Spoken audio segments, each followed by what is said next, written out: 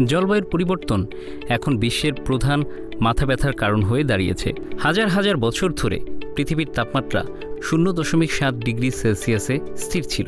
তবে শিল্পায়ন ও বনায়ন ধ্বংসের কারণে পৃথিবীর তাপমাত্রা দ্রুত বাড়তে শুরু করেছে। বিজ্ঞানীরা আশঙ্কা করছেন আগামী কয়েক দশকের মধ্যে পৃথিবীর তাপমাত্রা 2 থেকে 5 ডিগ্রি সেলসিয়াস পর্যন্ত বাড়তে পারে। এর প্রভাব উন্নয়নশীল দেশে বেশি পড়বে, যাদের জলবায়ু পরিবর্তনজনিত বিরূপ প্রভাব মোকাবিলা করার মতো অর্থায়ন নেই। যুক্তরাজ্যের বিজ্ঞানীরা জানিয়েছেন, পশ্চিম আন্টার্কটিকার বরফের যে বিপুল পরিমাণ চাই ছিল তা ক্রমশ গলতে শুরু করেছে। এই শতাব্দীর শেষ পর্যন্ত গলতে থাকবে ওই বরফের স্তূপ। পুরো ভিডিওটি দেখতে চাইলে কমেন্টসে পিন করা লিঙ্কটিকে ক্লিক করুন।